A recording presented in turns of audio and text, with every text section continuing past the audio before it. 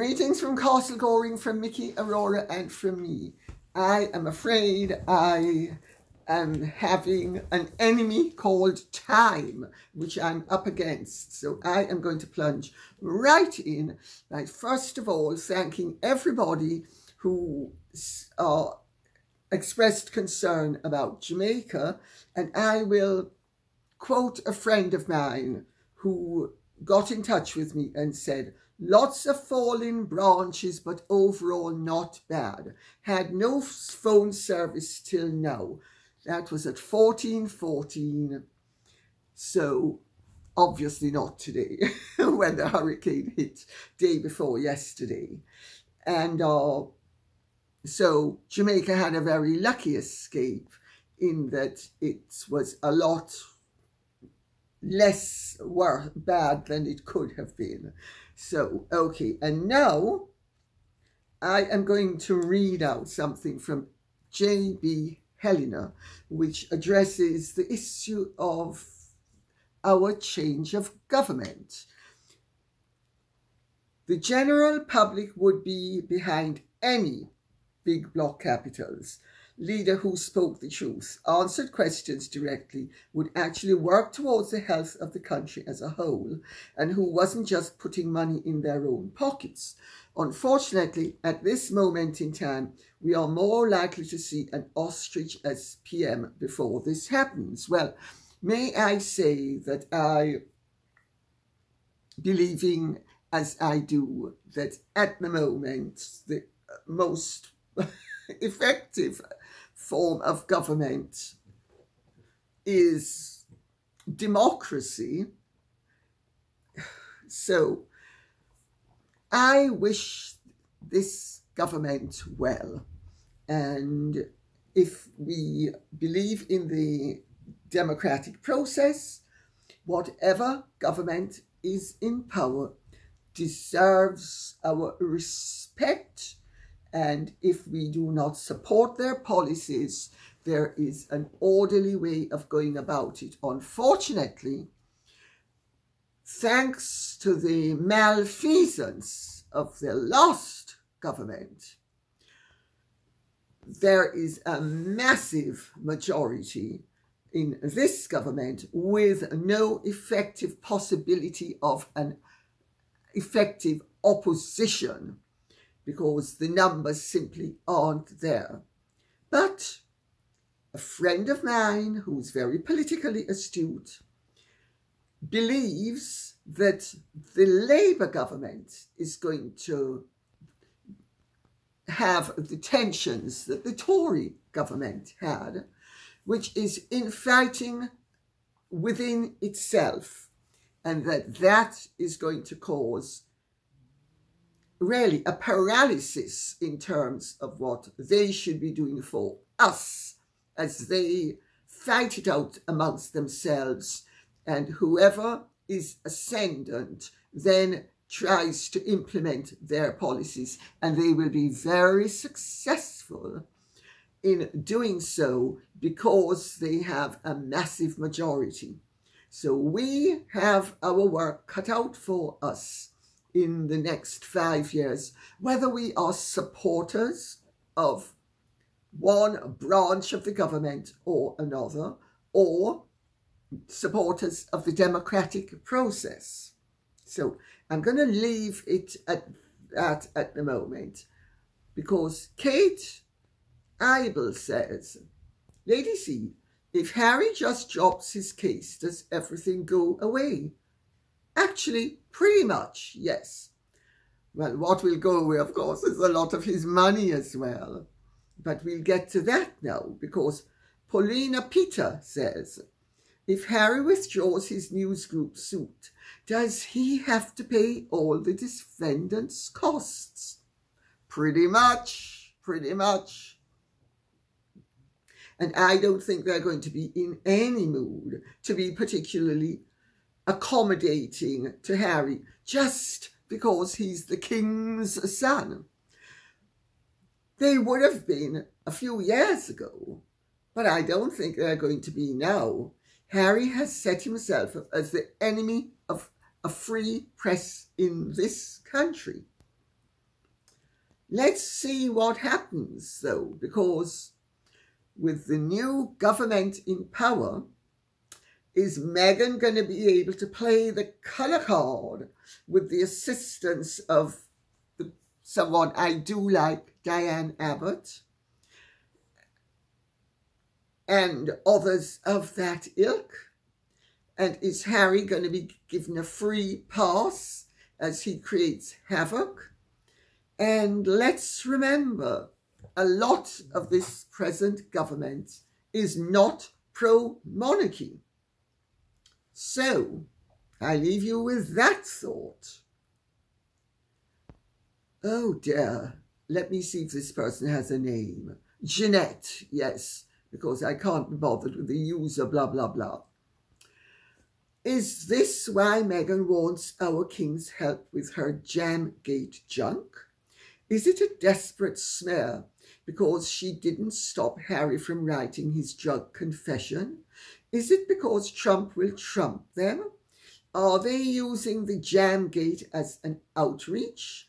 But really, they are reaching out for desperate help to cover their smear stains. Jeanette, it's a ploy.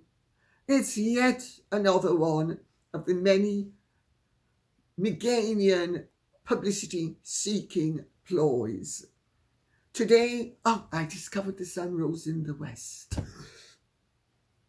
Yesterday, I discovered it rose in the north. And I have had the greatest revelation that any woman has ever been able to receive. I have discovered that pigs fly. I hope that answers the question. The idea that the king would be assisting Meghan in promoting her wares, whatever they are. I mean, she knows how to merch. We all do, don't we? But some better than others. And some have used our wares, come hither, baby, more effectively than others. Don't take my word for it. Ask Megsy Baby. Or maybe we should refer back to Mae West. Remember her rather salty lines? Well, we won't go there any further. The Driftwood Lover says, Pat Tillman's widow and second husband are on the board of Better Up, as is the Hazmat. So I have heard. The Pat Tillman Foundation in 2022 had $5,161,720 in revenue and $5,115,473 in expenses, which is 73.4%. Charities for Vets does not recommend donating to this charity as their expenses exceed the 25% recommended amount. Well, the Driftwood Lover, may I make an observation? I think a difference of a few $1,000, 720 minus 115 is 605, is it not? Sorry, 106,000. Anyway, whatever it is, math was never my strong point, but I think it's 106,000. Is that 73% of the total? I think it's a lot more, but as I say, math is not my strong point, so I could be wrong there. However, the point is well taken, and I have been informed that Mary Tillman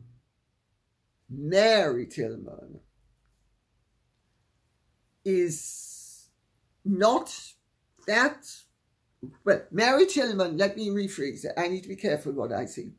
Mary Tillman has a very strong, moralistic, value-driven in terms of ethics, morality, the greater good, set of principles, and that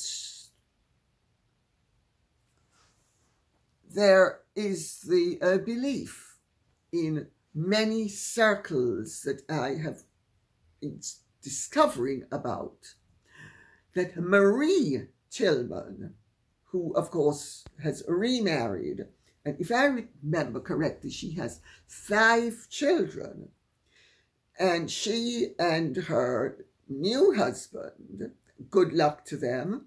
What happened to her was terrible, to lose such a wonderful husband. And one wishes her well and wishes her good health and wishes her happiness. However, there is the belief that the former Marie Tillman, now Mrs. Something Else, which I'm not even going to go into,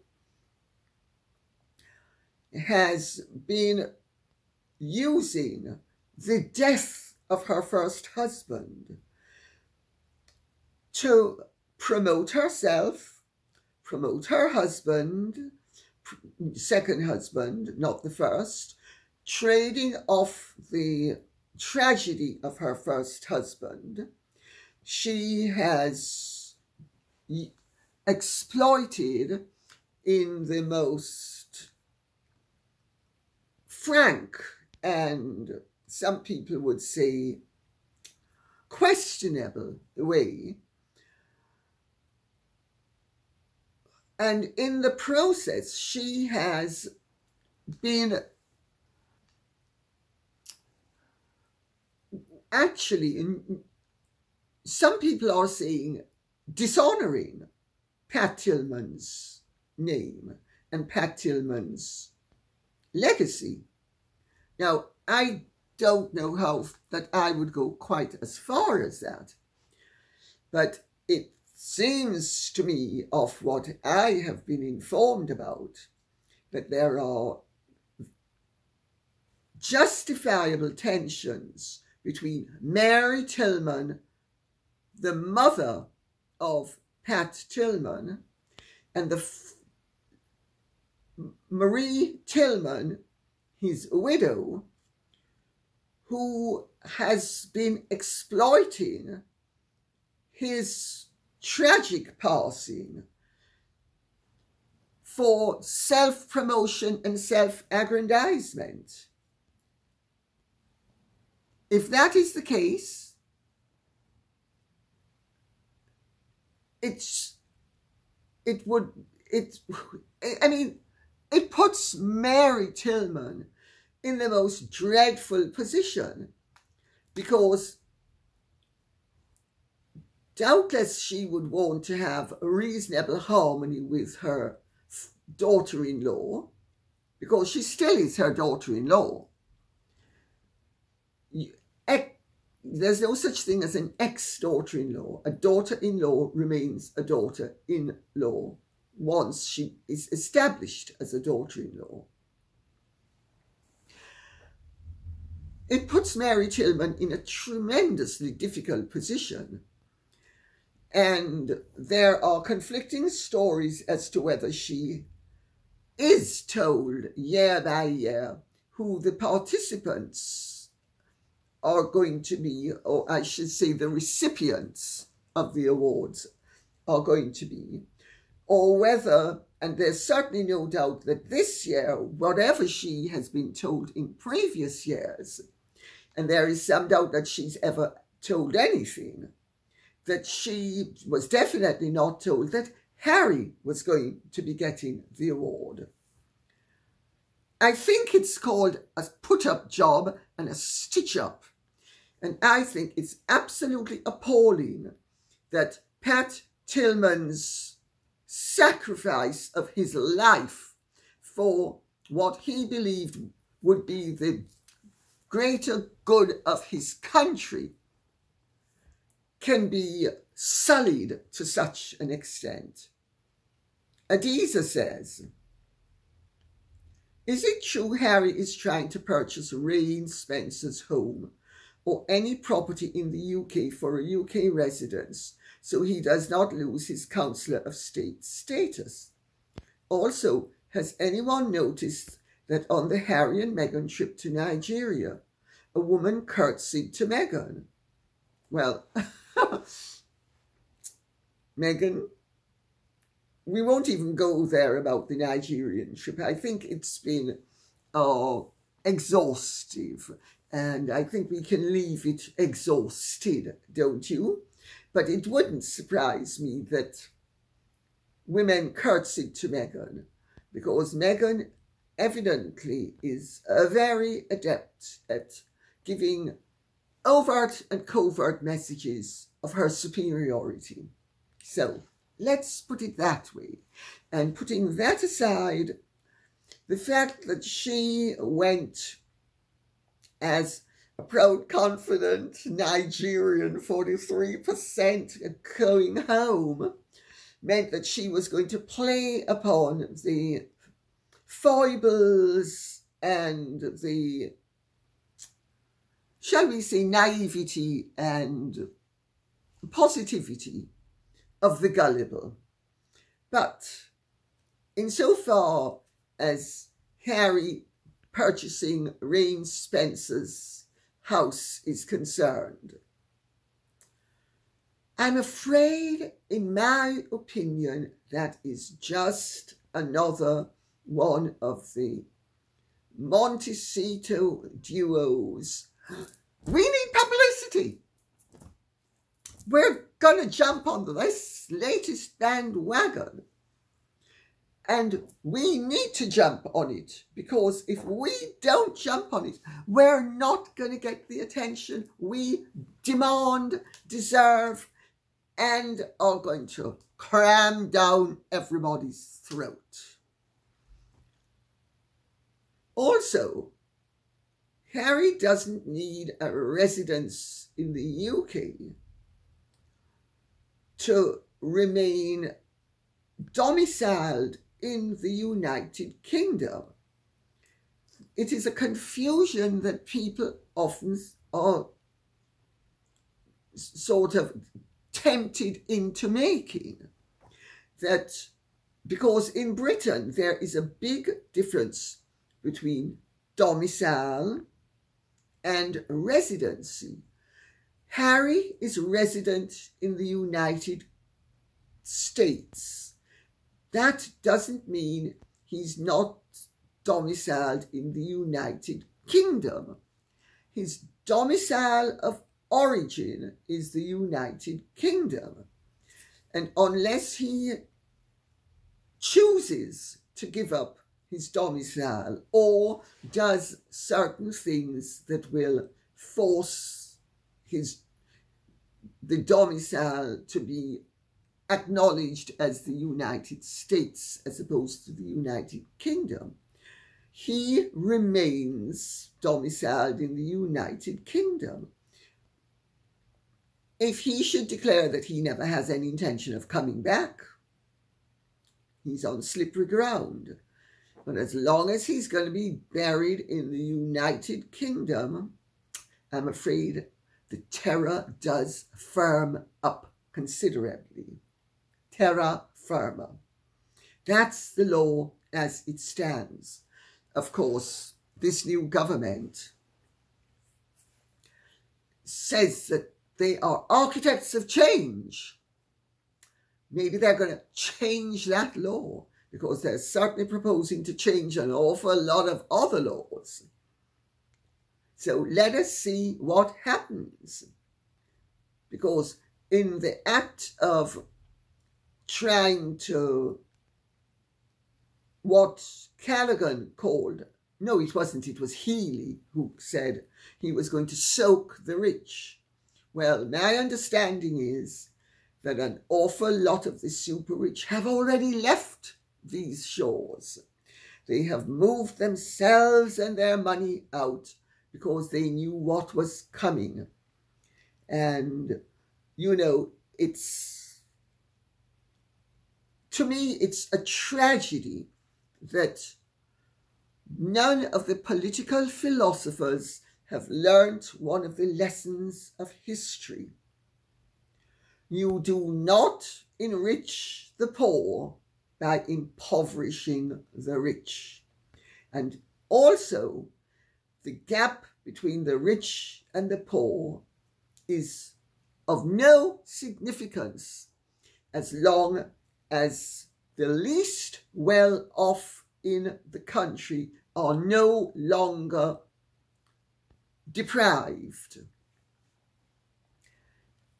And there are always improvements that can be made in the living conditions of people generally, but in a socialized capitalistic system where the encouragement of wealth is regarded as desirable as opposed to the discouragement of it, everybody ends up being richer. Now, I'm not rich. I mean, some people may think I'm rich, but I'm not rich. I mean, rich is Jeff Bezos. I mean, he's super rich. But there are many rich people. I'm not rich. And I don't care that Jeff Bezos could buy and sell me several million times over. As long as I'm doing well enough, that's what counts. And that should be a rule of thumb across the board. As long as people are not starving, and as long as the vast majority of the people's living standards have improved, which they certainly have. When Mrs. Thatcher came into power, most people didn't even own a television, much less a car or a house. Now everybody virtually has at least one car. Many families, every individual in the family has a car. That's the rule, not the exception. And many people own their houses. Yes, life is sometimes a struggle. It's certainly a struggle for me to maintain all of this.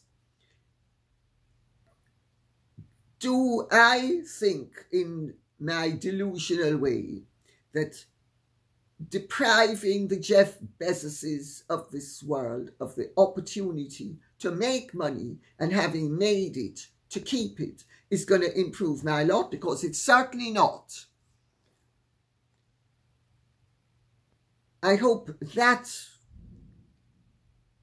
addresses some of the issues that are facing us at the moment, and also will answer the question. Harry doesn't have, by the time he's through paying his legal bills and extricating himself from the messes that he has got himself into,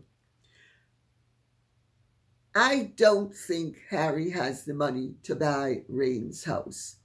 And even if he did, why would he buy Raine's house? It's just another publicity stunt. Sorry. Katie Michael says, my question is, what is the king supposed to do now? Harry is jeopardizing the core of the monarchy. Well, let's see how this government performs in terms of the existence of the monarchy.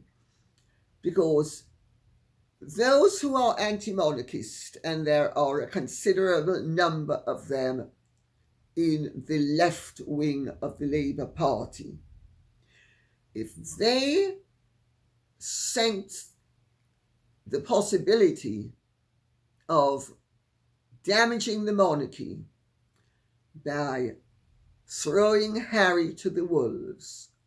Don't think they won't do it, because they most likely will. The king doesn't need to do anything. Let's see what political capital the new government seeks to make out of the Harry and Meghan saga. Are they going to be supportive, in which case they are going to be shoring up the monarchy even when they should not be supporting the bad behavior of the king's second son and daughter-in-law? Or are they going to take the view, you know, that woman passed for white for most of her life, and she plays the colour card, and we're not going to buy that lie in terms of, I'm a proud, confident woman of colour and star of suits. Well, of course, she wasn't even a star of suits either. So let's see how they play that card. There's a lot that's going to happen. We are in a very definite transitional period, not only in the United Kingdom, which is now very decisive, but in France, and we're going to be possibly in the United States of America. I think the next few months in the United States are going to be very, very interesting. Very interesting in the run-up to the election. We all know what I'm alluding to, because there is so much conflict going on in the United States of America at the moment that it is going to be almost impossible for there to be, shall we say, smooth sailing ad infinitum. So, the king, to answer the question, Katie Michael, the king doesn't need to do a thing at this point. Harry might be brought down by the very people who wish to bring down the monarchy. And in the process of trying to do so, they'll have to bring down Harry. G. Crawford says, please give everyone a history lesson of what Stalin did before, during, and after the war. Well, I'm going to answer the question very briefly, and if at some point all of you would like me to answer it more exhaustively, I will. First of all, before Stalin, I need to say there was Lenin. Lenin promised the people land which he had no intention of giving them. That is one of the reasons why the communists, the Bolsheviks as they were known, not only seized power, but retained power. It was a sleight of hand. Lenin died not very long after the revolution. I think he was in power for about 5 years, without being too exacting. And he died. Stalin took over. Stalin, for the first 15 or 16 years, the changes were gradual. During the 1920s, the changes were sufficiently gradual that there was a balance still, and the existence of, balance is the wrong word, there were indications of the existence and continued existence of members of the old order. And by the early 1930s, Stalin, who had his own struggles within the party, and he was not interested in loosening up things. He was interested in tightening things. For instance, there was a struggle between him and Trotsky, but by the early 1930s, he was in the act of tightening the reins and keeping the reins of power in his hands and with his representatives. He started to eliminate all vestiges of the old existent order.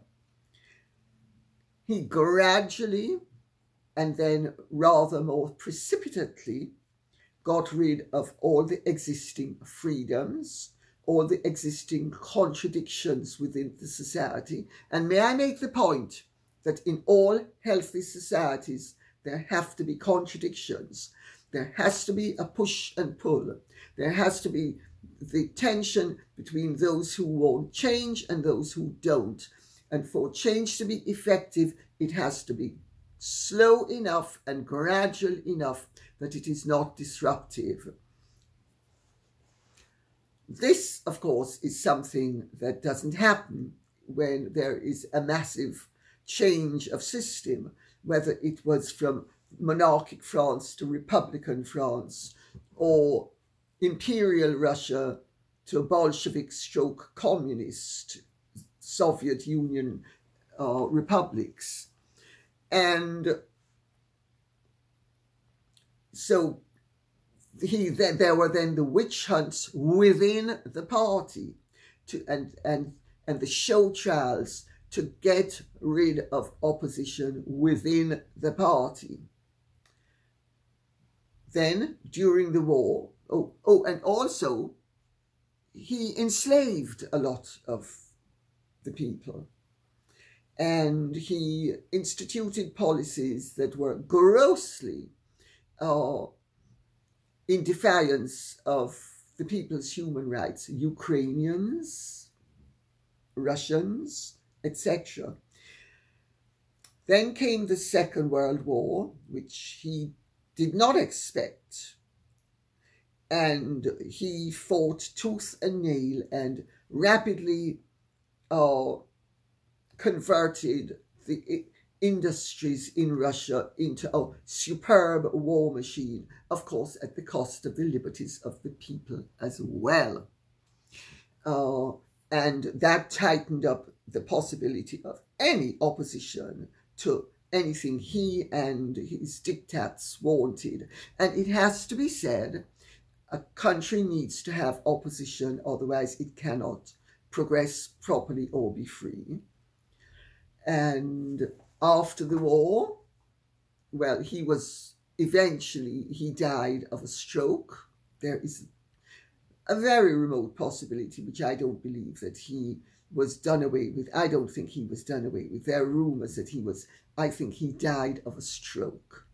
And they made sure that he didn't recover from the stroke by not really getting him help when it might have made a medical difference to the outcome.